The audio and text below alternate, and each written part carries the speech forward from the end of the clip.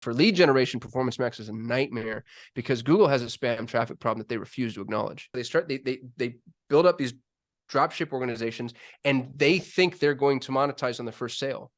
Yeah. We live in the age of the educated consumer. You can't do those things anymore. It worked for him 10 years ago. It's not working any longer. And he thinks it's the ad campaign. It's not. It's his entire messaging.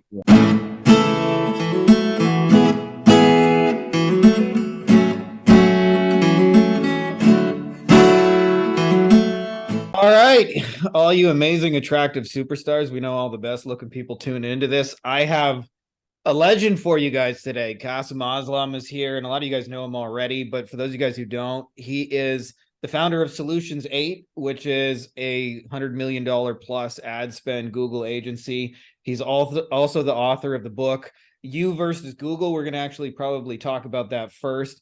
Some of you guys have seen him spoken all around the world, and also host of the Perpetual Traffic podcast, which if you're not listening to, you should already. And we're going to be talking all things Google ads and winning at it. So first of all, thank you for being here, my brother.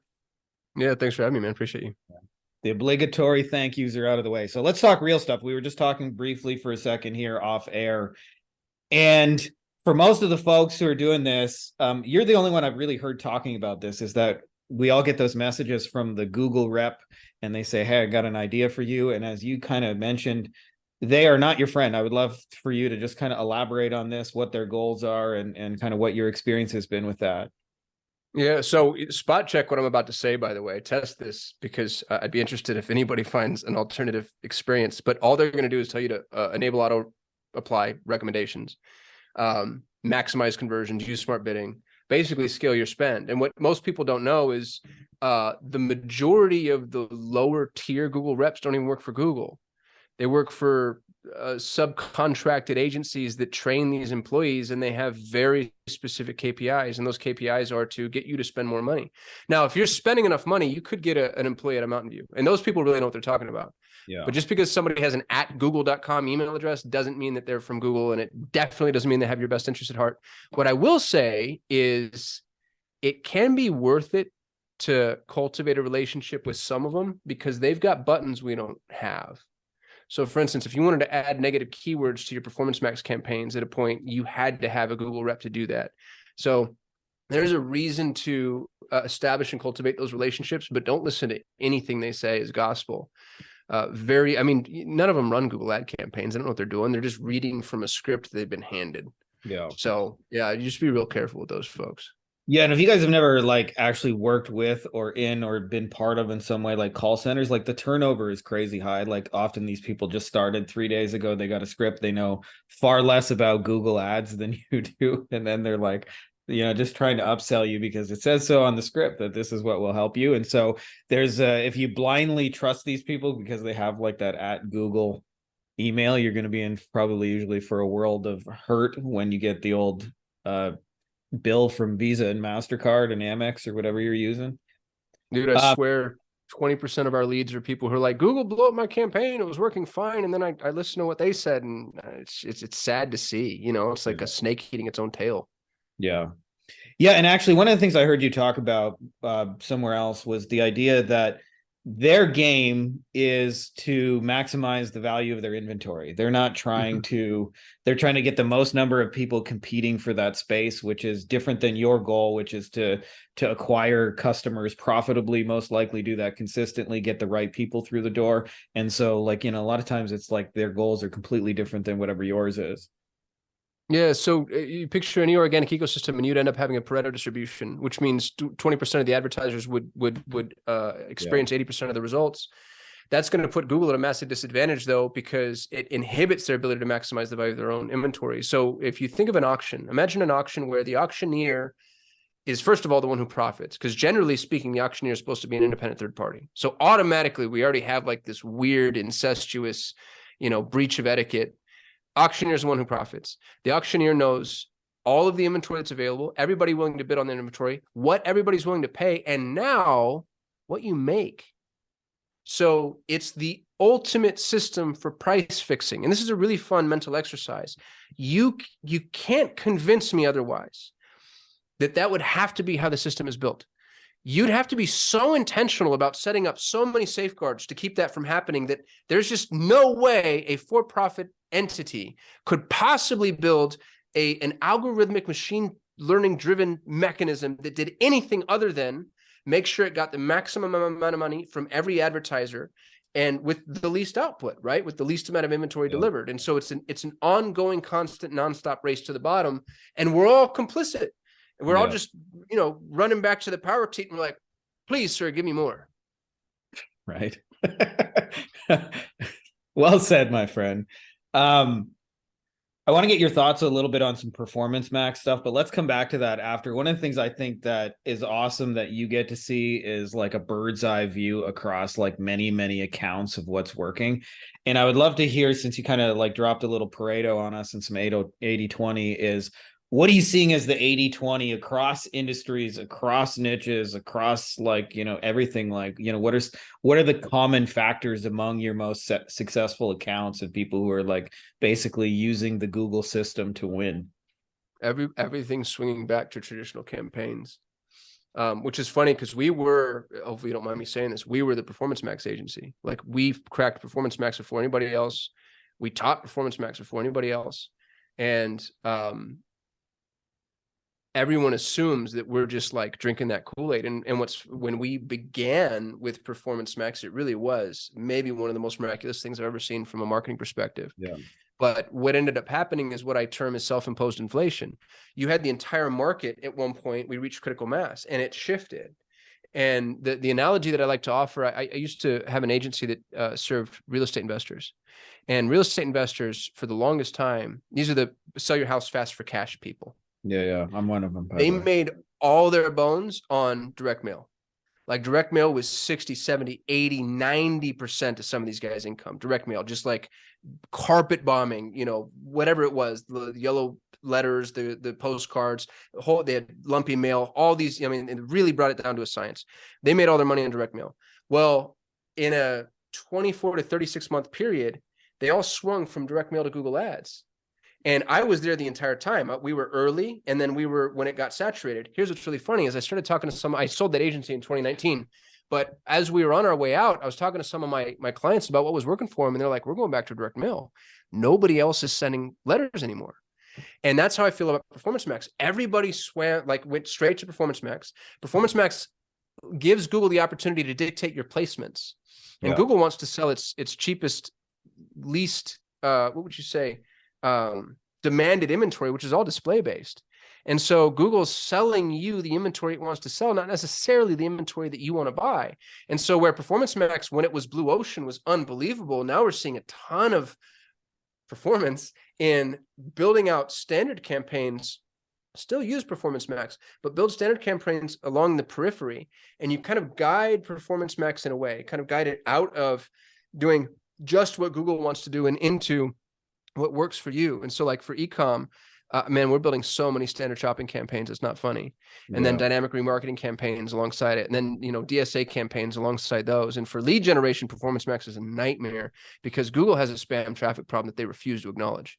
And somebody go test this right now today. If you run a lead gen campaign, especially on a low barrier to entry offer, like a form fill, you get all these leads that look phenomenal. They're not real. If you call people, they don't remember filling out the form, or they swear they never did, or they're not even, real phone numbers. They look real. It's like first name dot last name at gmail.com, real phone number, real email. You're thinking, oh, I just made it rain, and none of them qualify. And products like ClickCease and the rest of those don't work.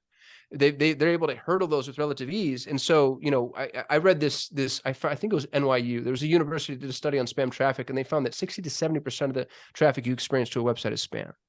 Yeah. And I'm getting that data point mildly wrong, but the gist is absolutely right. Like, 100%. Google has this unbelievable spam traffic problem, and they've probably had it for decades. And we're only now seeing it because they opened up the tap to display-based ads in a way that most advertisers never had access to. And I mean, if you look at it from that perspective, it's the biggest antitrust suit that we'll see in our lifetime, because Google just spent the last 15 years selling everybody horseshit traffic, and we're just now realizing it. Yeah, that's wild. That's really wild, actually. And I probably see that once a day, people asking like, what do I do about fraudulent clicks? And I don't really see a whole lot of good answers to that. And raise the barrier. So you make forms hard to fill out, and you can also build fly traps. So one of the things that we did, I think this is super brilliant. We seeded questions into the forms that intrinsically disqualify people based off of the way they answer. And you make the intrinsic disqualification the default. So for instance, you have a drop down. Let's say that I'm a Google Ads agency and I want you to hire me for Google Ads. I have a drop down that says, what channels are you currently running? And the first option in the drop down is Facebook ads. And I leave that as the default. Well, if you leave that as the default and you want to run Facebook ads, then I don't even, and you might just be a dummy. You might be a real person, but chances are you're either spam and or what are they called? Click farms, not really paying attention to what's happening. And because you went to a Google Ads agency searching for Google Ads and then left Facebook, I don't count that as a conversion. It goes to a separate thank you page. I literally in Google Tag Manager don't even fire the conversion tag, and that's a fly trap. And you can do that for any industry. Have 1 or 2 fly traps where the way that they answer would disqualify a lead that isn't a real lead. And you can get real funny with it too. If you're a divorce attorney, ask if they need probate or whatever. Like, you can just be very obnoxiously obvious. And a real lead is going to click over to something that's relevant and a fake lead isn't, or have a paywall. Even if it's mild, I mean, if you're doing high ticket sales, especially, I'm a partner in a mastermind, and we require people to pay $100 when they apply for the mastermind. It's a $25,000 mastermind. So somebody who is interested in a $25,000 mastermind is going to have no issue paying a $100 refundable deposit to book an appointment with us. And if they get to that $100 and they don't convert, they're not a lead. Yeah. I think actually one of the things that, I've said this for years, but like you're describing something I think there's a hidden metric really in any paid traffic you run, which is, are the right people coming through the other side of the ads? Because I think people get lost in like little micro, click-through rates look great. And all I don't take those clients anymore. If you come to me and you're like, oh, I want, this CPL or I want this ROAS, I'm like, best of luck to you. I wish you all the best. Truly, I can't work with you. If that's your key performance indicator, because dude, I can get you $3 leads. They're going to be from Bangladesh. You know what I mean? Like, CPL is a vanity metric. ROAS is a vanity metric. CPA is a vanity metric. Like, you want to look at MER, CAC, LTV. Done. Anything beyond that, ROAS is such a dog shit metric because Google sells you all your own traffic back to you. You want ROAS. I have a prospect on the hook right now. They're a massive company. You've seen them everywhere. You've seen their brand everywhere. They're running a Google ad campaign. And the CMO asked me to take over the campaign. I said, I can't take this over. I have to rebuild it. She said, we don't have the time to rebuild it. I can't get approval for that. Just take it over. And I said, you're going to make more money just by shutting this thing off. It's all brand traffic. It's all brand, either from search or remarketing. I'm like, Google's just selling you your traffic back to you. And their ROAS requirements are insane. They're like, oh, we need a 900% ROAS. And I'm like, you'll never get that. And she's like, well, we're getting 750 now. And I'm like, no, you're not. You're just buying your own traffic back from yourself. And as far as new customer acquisition, I bet you're getting like 350 max. And nobody knows, dude. Nobody knows their data. Nobody's using third-party attribution tools. Nobody's triangulating. And so it's crazy to me. We've only had access to large organizations for like 2 years, maybe even less than that, because we were like dumpster divers in the very beginning as far as our agencies. Aren't we all, though? Well, dude, I actually think I count it as a point of pride. Like, if you can make small budgets work, you're good at what you do. Anybody can hide behind ad spend. So you get $100,000 a month. Yeah, I can make that work. If you have $10,000 a month, though, that's difficult. But as I climb the ladder, what I'm seeing is the higher I go, the less sophisticated. The marketers, they don't know anything. And then they outsource stuff to these ivory tower agencies that outsource something to somebody that outsources something to somebody who just, nobody knows what the hell they're doing. And man, I audit accounts from Fortune 1000 organizations that don't have conversion tracking set up or have it tracked improperly or double tracking conversions or on like last click attribution. And I'm just like, how did this get past committee? How did an adult human look at this with 72 hours worth of Google Ads understanding, having taken Isaac Rudansky's course and say, yeah, okay, this is fine. Let's just hit go. And then the other part of me wonders too, and this is where the conversation gets more nefarious, and maybe I'm talking too much, Frankie, I'm sorry. No, I wonder how much of it is intentional. Like, how many of these agencies are double tracking conversions and it's like, oops, oh, did we count that twice? Did I double your ROAS on accident? Like, how many of them know what they're doing? Because it's so much harder to have my conversation, which is, hey, we got to get down to the root of the problem. We have to actually look at what your real data is. Do you know what your cost to acquire a new customer is? Are you buying your own traffic back? Or if they're never going to go to the insights tab anyway, I'll sell you your own traffic if I'm a piece of shit liar. Yeah. but I can't do it. I Yeah. couldn't sleep at night. I'm with you actually. And you said something like way back. I mean, you said a lot of just good shit now, but I don't stop talking if you don't but I want to stop go me. way back to you said like metrics that are important. And you mentioned LTV, and this is something that I've seen commonly across successful accounts is it doesn't begin and end with the one sale on Google ads. Like there's a back end there where like most of the profits are actually coming on sale 2 or 3, or continuing to serve those customers or offering them more stuff or affiliate deals or whatever. I'd love to just hear your thoughts on like, seeing like real business setup, because I see a lot of people trying to make one product work, and it's almost impossible to do long term on a platform where, as you mentioned, it's an auction. Like I have friends who started Google ads in 09 when it was 5 cents a click, and Yep. those same clicks are like 15.50 a click right now, and there's no way you can make that traffic work at 15.50. But I would love to hear your thoughts, because you mentioned LTV. If you could just expand upon that idea, I think a lot of folks would get a ton of value out of that. Yeah, markets are efficient, right? Like Adam Smith. So what ends up happening is in the early stages of any market, and a market is any product, right? So I've got these little finger stretcher things that I fidget with when I'm on calls like this. And maybe when you first started importing these, because they're probably a couple of pennies when you get them in China, and you can import a bunch of them and you start selling them, you can sell them for $30 and buy them for 5 cents. And the CPCs are literally nothing. And so you have a 15,000% ROAS, and God bless you. And I've seen that happen often. One of our clients was one of the larger silicon wedding ring companies, and he was minting money because his margins were insane. But then 2, 3, 4, 5 competitors enter the market. It does a couple of things. Number one, it drops your margins because it drops the price you can charge. Because now you'll all notice, like all of a sudden they start getting more aggressive. And if they don't discount, you get 2 rings for the price of 1, or you get all these, perks. And so there's things that eat into your margin. Number 2, the CPCs go up. And so as any industry becomes more efficient, and as big players enter those industries, you are going to spend more and make less. And what ends up happening is exactly what you said. You are aiming at self-liquidation, meaning the goal, I hope, is that I break even on the first sale. Yeah. And then I can make money after the fact. And that's almost every efficient market, period, full stop. And so when you have some of these small business, and I feel really bad for them, and I truly have a very, very, very, very big heart for small business owners. But some of these folks, especially these poor people that have been sold these drop ship companies, like there's all this education on not that there's anything wrong with this, but there's all this education on, starting a drop ship store, or, how to do it, how to get into it, whatever. And so they build up these drop ship organizations, and they think they're going to monetize on the first sale. And what sucks is a lot of them have chosen industries where there's not a second sale. Saunas. That's one, for some reason, I see a ton of. People come to us with these little e-com sauna businesses, and a sauna's, 3, 4, 5 grand, some of them, some of the nicer ones. Yeah. But what if it costs you 2 grand to sell a 3 grand sauna? That your cog on the sauna is whatever it is, because you're drop shipping, you have 20% margins, and now you're paying for the traffic, you're paying for the product. And you're not accounting for things like returns, customer service, like you have to actually answer the phone because it's, like fulfillment. There's no way to make money.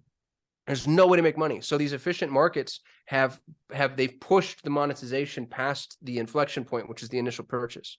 Now, for people who've cracked that code, I've got one client, he sells an industrialized type of tape specifically to HVAC contractors. His average order value is $4. Costs us about $150 to sell a $4 roll of tape. Because what happens is the contractor doesn't believe that it does what we say it's going to do.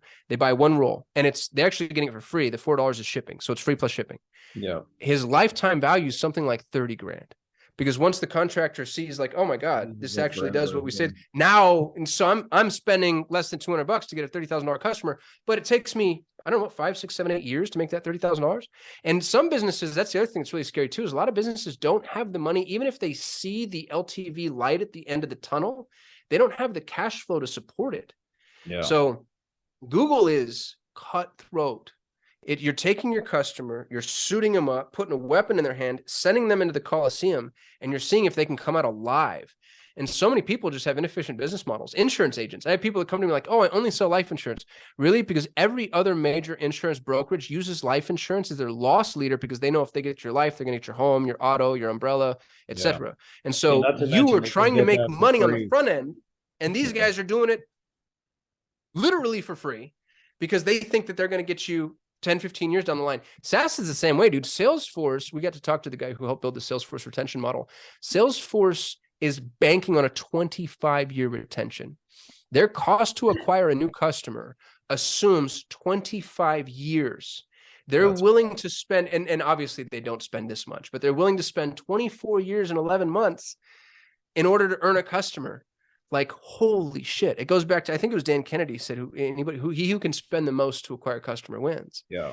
And so these efficient markets, they're tough, dude. They're tough.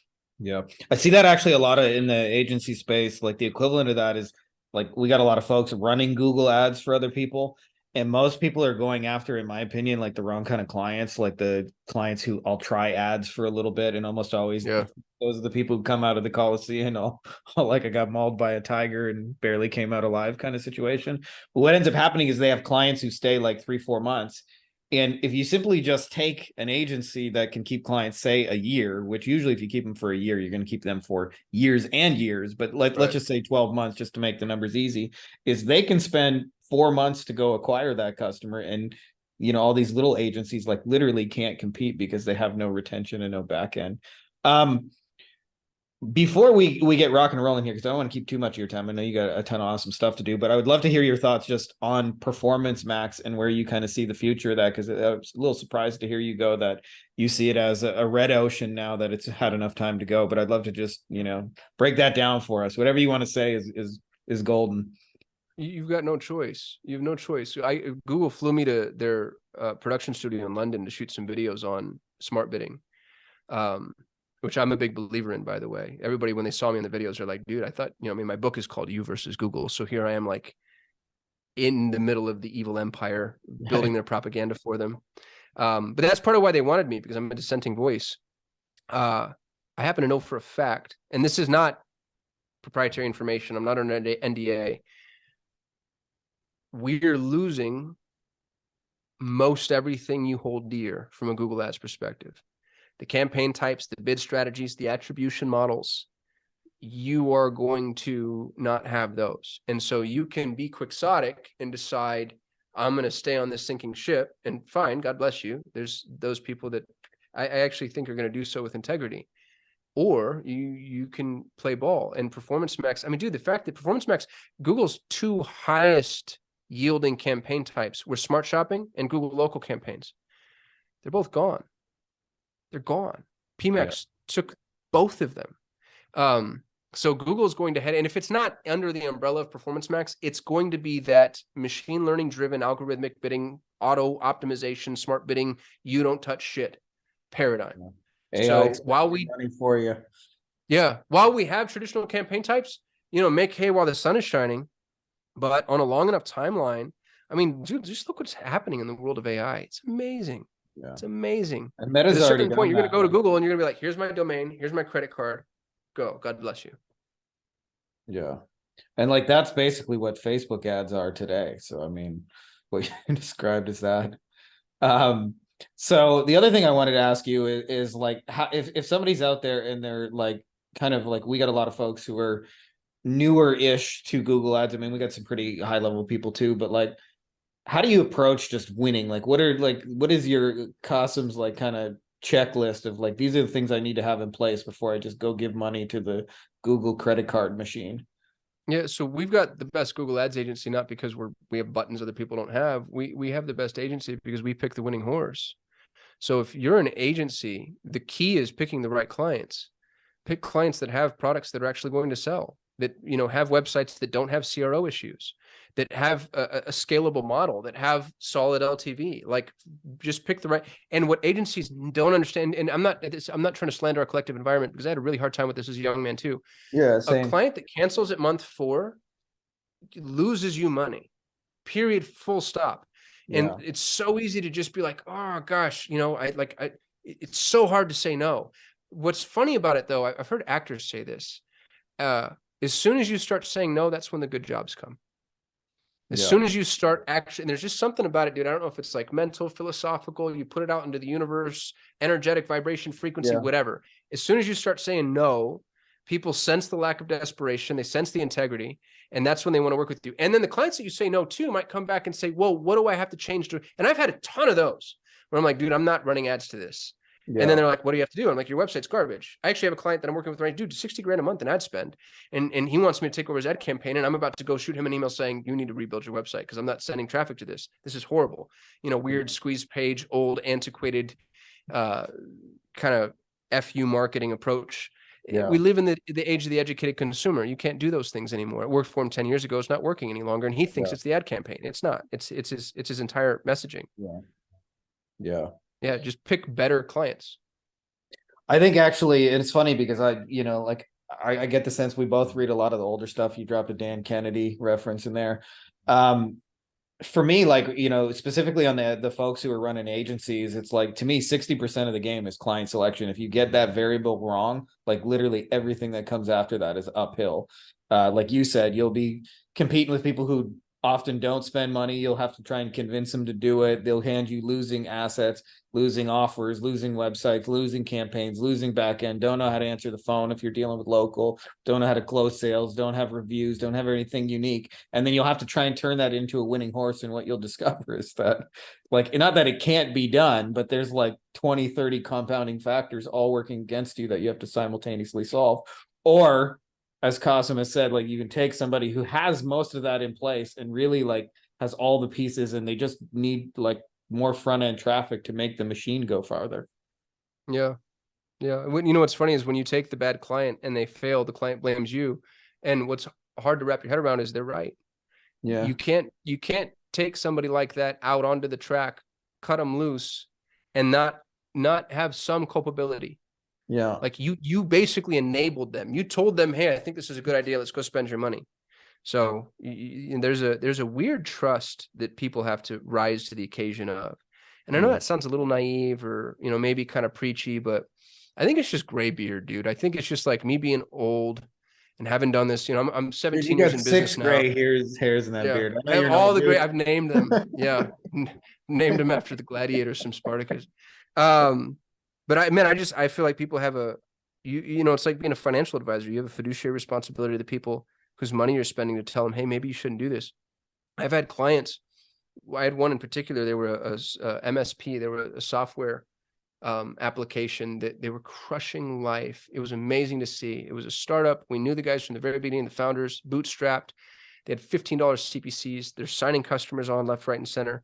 And then all of a sudden, one of their competitors gets VC funding, and then another one, and then another one. And we just, in, I don't know what, less than 6 months, $15 CPCs go to $150 CPCs. And the way that their model worked, because they didn't have contracts, I was like, y'all, this can't be where you get your traffic. And so we had to cut them loose. But that's one of my rules with my client managers is we fire the client before they fire us.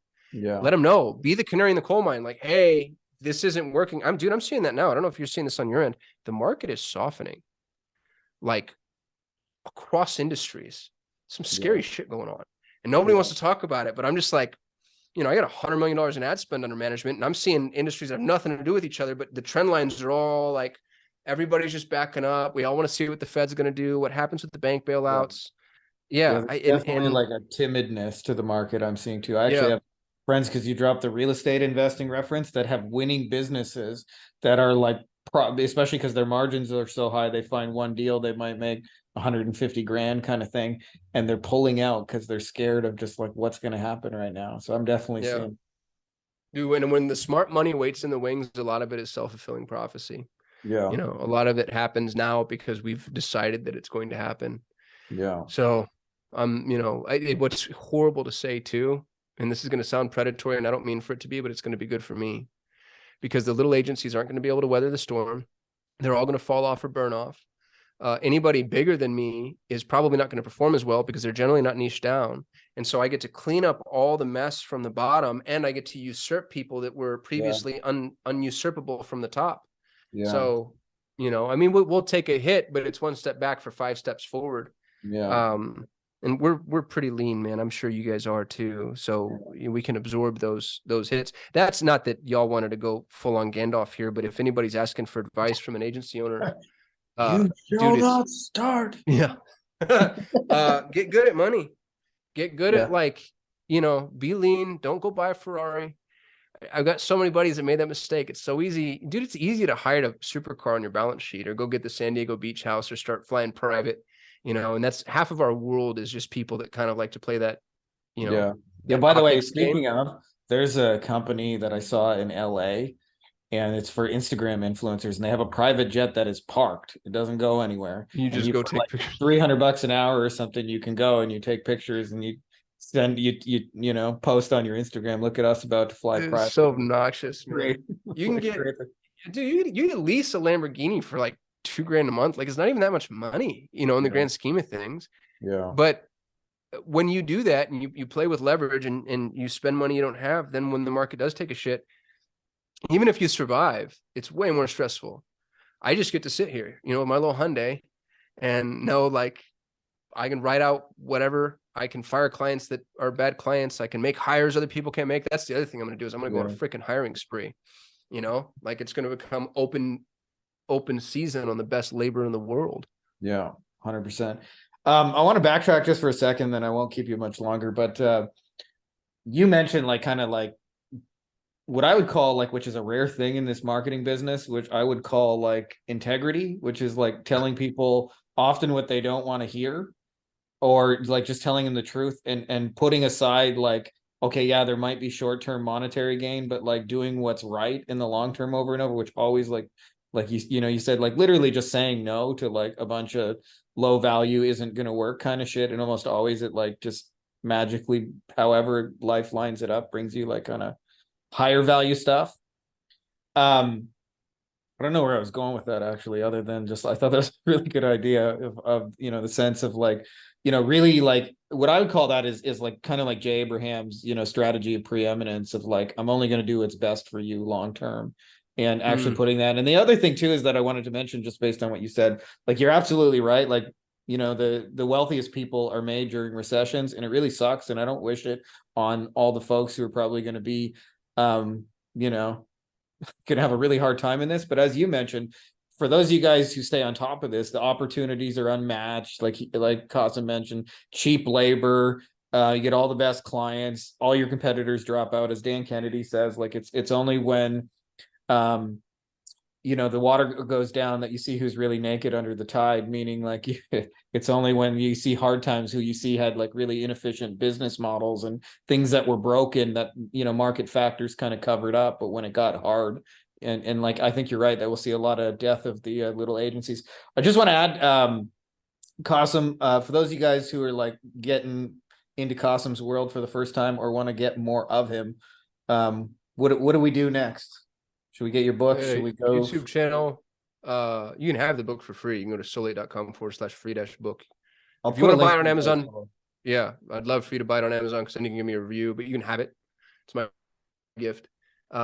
We shoot a video every day on our YouTube channel. Just go to YouTube, look for Solutions 8. I've got the Perpetual Traffic podcast. If you're interested in a high-end mastermind, come join my mastermind. It's $25,000 a year. We got the smartest people in the world. We meet up once a quarter. Our next one is in Scottsdale, April 18th and 19th. Yeah, that's it. There's enough call to actions there, right? There you go. Spans We'll the put some spectrum links for from you a free guys. book to a $25,000 mastermind. Like there's somewhere that you and I can play together. Yeah. Check them out. I'm already one of those gazillion subscribers on YouTube, and the podcast is great for those of you guys who are interested. And where you're going to be at a free book that's going to walk you through how to do all this stuff. So thanks so much, Kasim, for doing this. Yeah, I appreciate you having me, man. Thank you.